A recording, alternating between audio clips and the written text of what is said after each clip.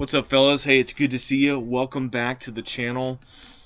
This has been a complete butt-kicking week for me, and I wanted to get on here and make another video about financial freedom, financial independence, retirement, retire early, man. Like that's the goal. And during this week, I've currently been on facial call, and we just ended facial call yesterday.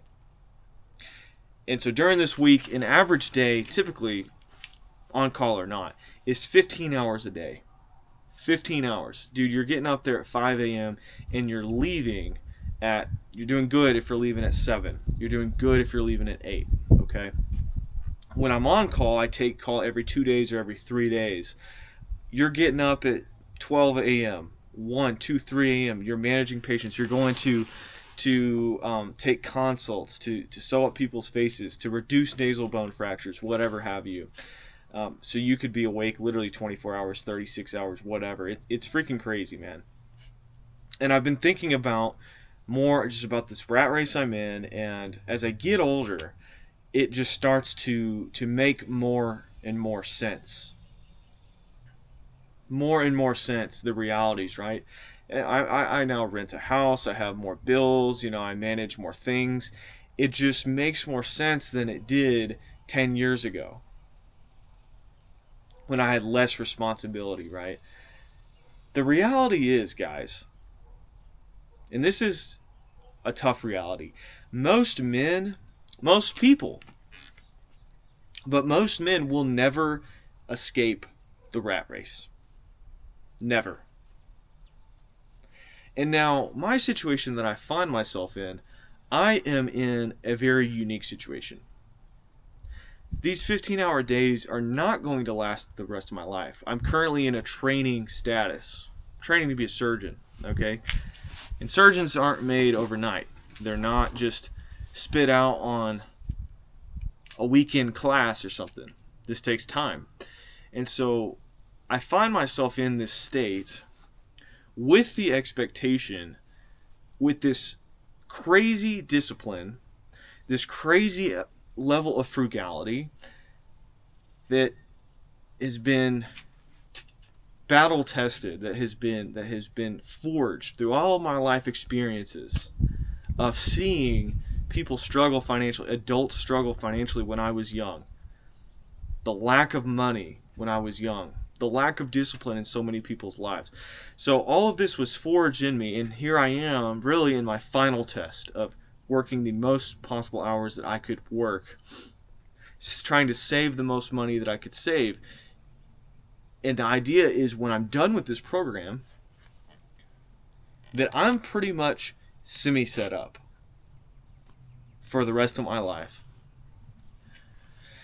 When I graduate as a surgeon in 3 years and 10 months, I can walk out of here with a good solid net worth saved, with an extremely valuable skill that I can use to generate more money, and then I can escape the rat race.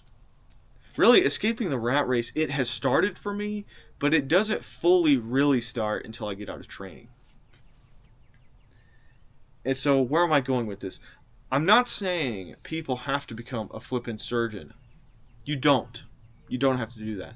But what I am saying is, most people do not have the discipline to get this done, to get the ball over the line, to do this whole financial freedom thing, to successfully and comfortably retire. They don't have it. They don't have the discipline to save money. They don't have the discipline to better themselves, to go get a skill to increase their income. They don't have the discipline to sit through the bull crap, to sit through the nonsense.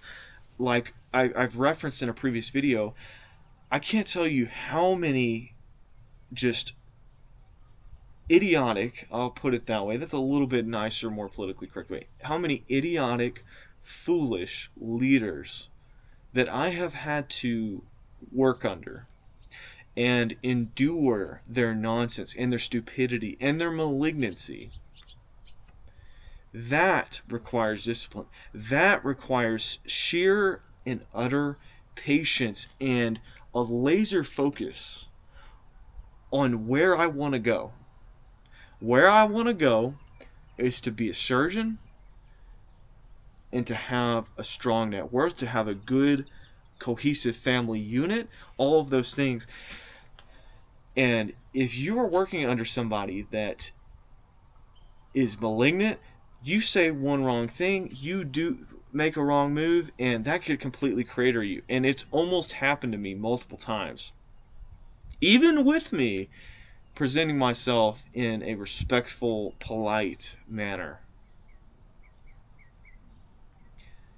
Most people do not have what it takes to step through that and deal with that. There's been times where I've almost thrown in the towel and be like, dude, I'm not doing this. I'm not submitting myself to this situation. I'm not humbling myself to this. I'm better than this. And sure, at times that's probably been true. But you have to play the game. Right now, let me tell you guys, those of you who don't work in healthcare, the training path to get to be a dentist, a physician, board certified license, it really is one big giant game of jumping hoops and pandering to egos. And that's unfortunate, and for some of you that's kind of alarming.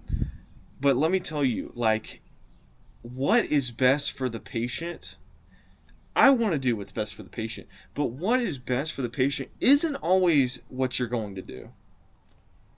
That's not always the treatment plan. That's not always the path forward you're going to take.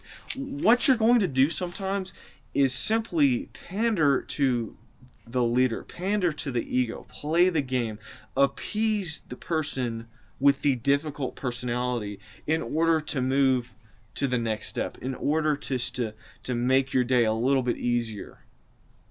So you can keep it moving and shaking. That's with everything. That's the corporate environment. I'm sure that's with law practices and everything. You do what's ethical, you do what's right, but you're playing a game. When I go to work, sometimes it helps me to cope to pretend that I am in Fallout 3 or I'm playing Skyrim. I'm playing a role-playing game. And none of this is real, and all of these people in front of me are NPCs. Let me tell you, some of my co-residents they're freaking weird, dude. These people, like, they are strange. They're strange, man. Like, they're autism runs rampant in medical professionals. I swear. Dude, I'm playing a game, right, man? I'm just like agreeing. I'm smiling. I'm telling people what they want to hear, right? I'm laughing at jokes that I really don't give a flip about, okay? Maybe to gain a little bit of favor with this person, to draw this person near me, in the off chance that maybe something stirs up or something happens and I need allies. I know, this is crazy. Some people are like, dude, do you really have to think like that? Come on. I've been around the block enough to know how this works. And it is a game, and we're playing it. You're playing the game at every single stage. And the men that are going to be financially successful, that are going to be able to retire, that are going to be able to live their life on their own terms and be truly free, they're playing the game over here. They're playing the game. They're having the discipline to not freaking spend their money, dude. To keep their money. They're making the right decisions, right? They're choosing the right woman in their life. Let me tell you something. This week has been really tough for me because I've been going through another phase about the car stuff. I'm tired of driving cheap cars. I'm tired of driving cars that aren't really reflective of a professional. to say the least, of someone that is in my position. Ironically enough, most people in my program, maybe it's that autism, I don't know.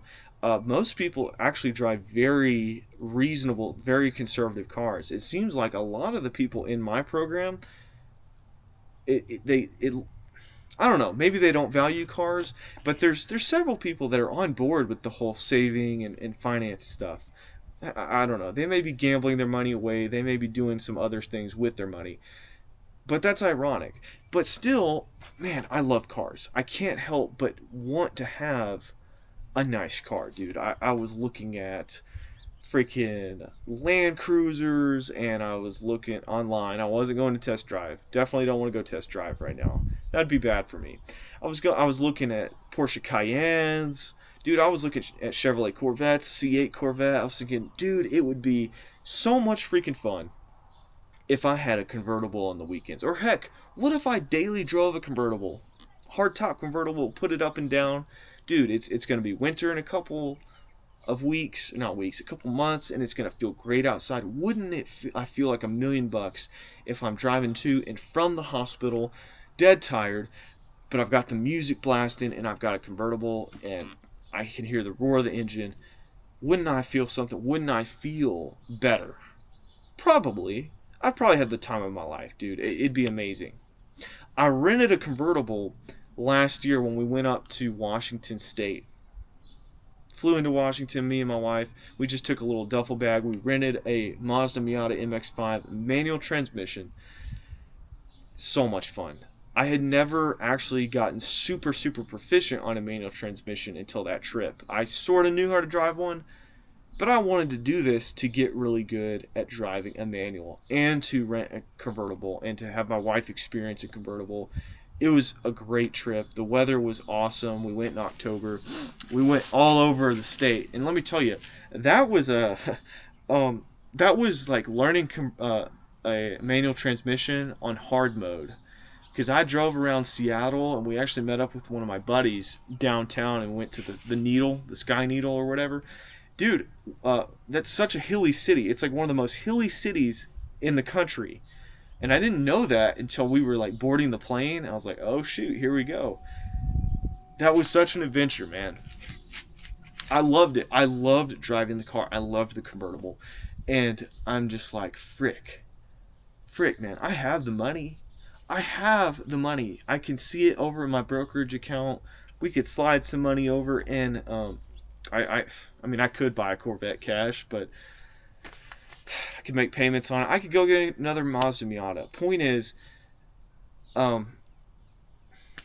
it's just tough, dude. Like, I'm in a spot where it is tough. It's like, man, that is the one thing could really get some enjoyment out of right now. But I'm looking at the long term. I'm looking at the future. And what do I really want is my freedom. I want my freedom more than that. However, it's like, well, hey, yo, DMD, are you really free? Don't you want to have a little bit of fun? Are you going to look back in 10 years' time? Are you going to look back and think, oh, yeah, you should have saved that, I don't know, $30,000, $40,000 paid all over, whatever, how long, because in theory my income is going to go very high. That's where I am. And some of you guys are thinking, dude, you're insane, man. You're a doctor, you're making some money, you're gonna graduate your program. Go get it. Go enjoy your money. Go live it up. But this goes back to that. So this is probably just some intangibles, right? If you watch SportsCenter and you've heard people commentate on Kobe Bryant or some of these other very special athletes, Lionel Messi, okay, people have intangibles. I promise I'm not comparing myself to Lionel Messi. People have intangibles. There's something in me that just doesn't want to spend money. Like I said, that was formed by experiences in my youth. And unless you've had some experiences as a child where you sense financial insecurity, it's hard to ingrain that into people. Because I experienced that. My wife experienced that.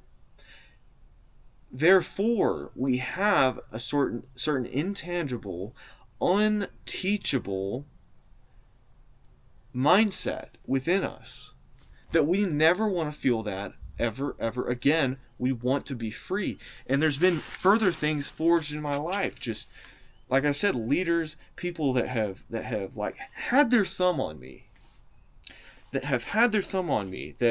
wants to see me not succeed or just stay down. Hey, you over there, stay down, mother freaker.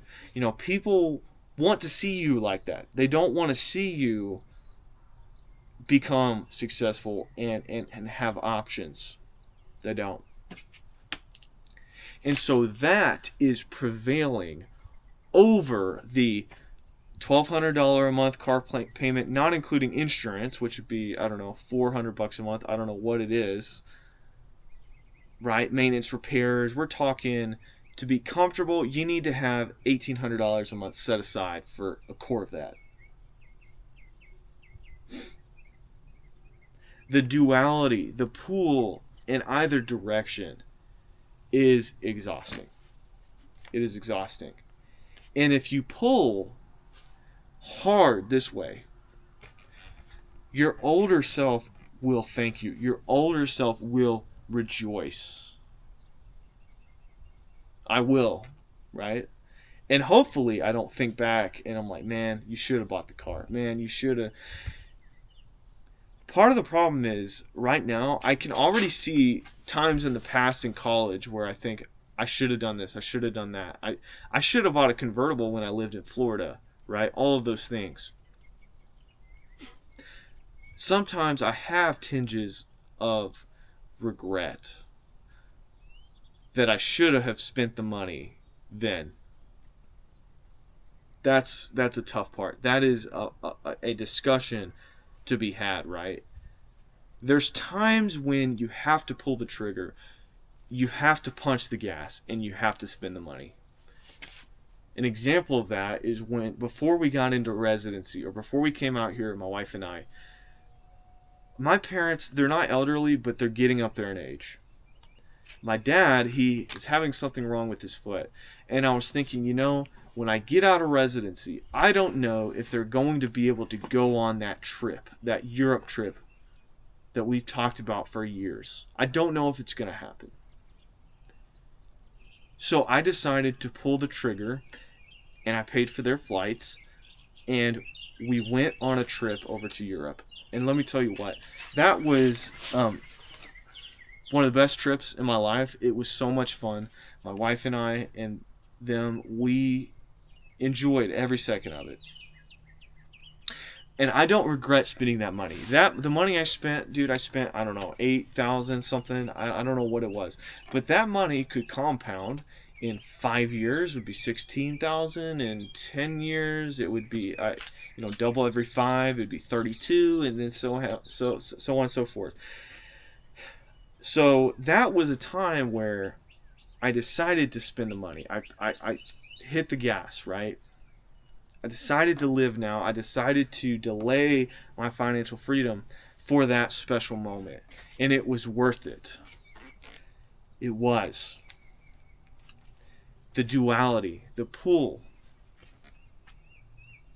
And so for everyone, you're going to have to make that call, ultimately. Every last decision is going to be a potential FOMO, right? Potential fear of missing out, or a potential delay. FOMO, or delay your financial freedom that much longer. That's what it is. That's what it is, And some people, they're retard maxing, and they're never thinking, and they're just going and spending, and then they feel the pain later.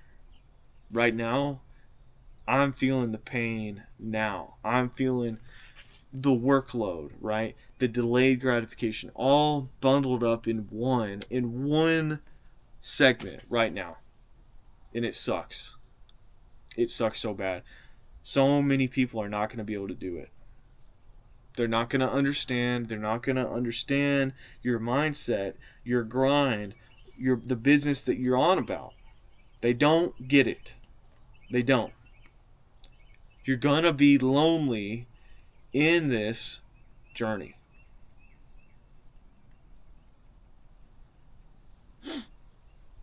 Tomorrow is Sunday, and then tomorrow, the day after that, it's back to work. I hope I earned your subscription. I hope I earned your like, and I hope I earned your comment. Let me know what you think below. Financial freedom, guys. Keep grinding. All right. Till next time.